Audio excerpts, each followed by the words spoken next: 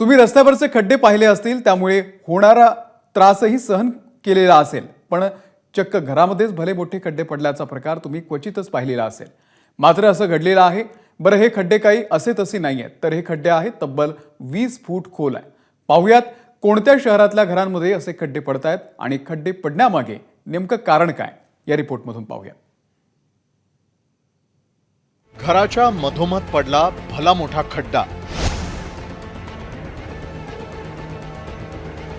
20 फूट खड्ड्यात पडून महिला जखमी.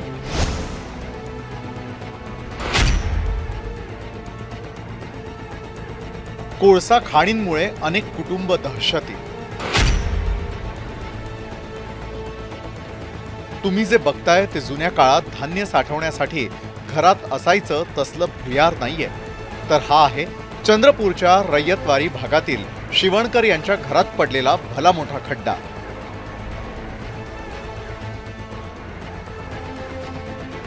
बरं, हा खड्डा काही असा तसा नाहीये, तर हा आहे तब्बल 20 फूट खोल खड्डा. भर दुपारी या खड्ड्यामध्ये पडून संगीता शिवणकर जखमी झाल्या. नेमकं काय झालं होतं जेव्हा ही घटना झाली? 12:30 वाजताची घटना आहे.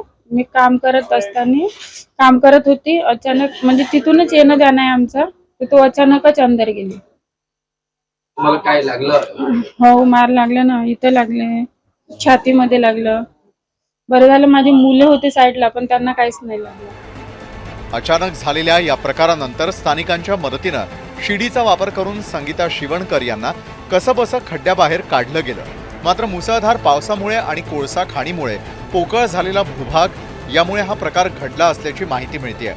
WCLच्या अधिकाऱ्यांना सांगितलं की CMPDIची टीम बोलवत हा भाग आणखी, कारण की हा अंडरग्राऊंड माईन्सच्या प्रभाव क्षेत्राखाली असलेला भाग आहे, तर त्या भागामध्ये कुठे कुठे असं आतमध्ये जमिनीमध्ये बदल घडलेले आहे, त्याची एक थोडीशी त्यांनी सर्वे करायचा. सोबतच त्यांना एक आता सांगितलं की क्वार्टर, WCLचं एक क्वार्टर त्या कुटुंबाला राहण्याच्या करता दिलेला आहे. चंद्रपूरच्या घुग्गुस औद्योगिक क्षेत्रात 26 ऑगस्ट 2022 रोजी आमराई वॉर्डात घर 70 फूट खचलं. याआधी चंद्रपूर जिल्ह्यामध्ये घर खचण्याच्या, खड्डे पडण्याच्या घटना, कोळसा काढून पोकळ झालेला भूभाग न बुजवल्यानं खड्डे पडण्याच्या घटना. हा जो भाग आहे, हा भाग भूमिगत कॉलनीचा भाग आहे. म्हणजे जुन्या काळामध्ये, विशेषतः इंग्रजाच्या काळापासून तिथे खाणी होत्या, परंतु नंतरच्याही खाणी ज्या होत्या त्या खाणी योग्यरित्या इथे बुजवल्या गेलेल्या नाही आहे. त्याच्यामध्ये जमिनीमध्ये वाळू टाकून, माती टाकून याला योग्य पद्धतीने बुजवायला पाहिजे, त्या पूर्णपणे बुजल्या नाही आहे. आणि जेव्हा पावसाळा येतो आणि आतमध्ये खाणी, आतमधल्या भागामध्ये जेव्हा पाणी खूप भरतं आणि वरचा भागही पूर्ण पाण्याने ओला होतो, तेव्हा पाणी आतमध्ये झिरपत जातं आणि ते झिरपत जाऊन त्या भागाला खड्डा पडतो. सध्या या भागातील 4 कुटुंबांचं स्थलांतर करण्यात आलंय, पण ती तात्पुरती मलमपट्टी ठरेल. कारण चंद्रपूर शहरातील हजारो घरं अशा प्रकारच्या भूमिगत कोळसा खाणींमुळे धोक्यात आहेत.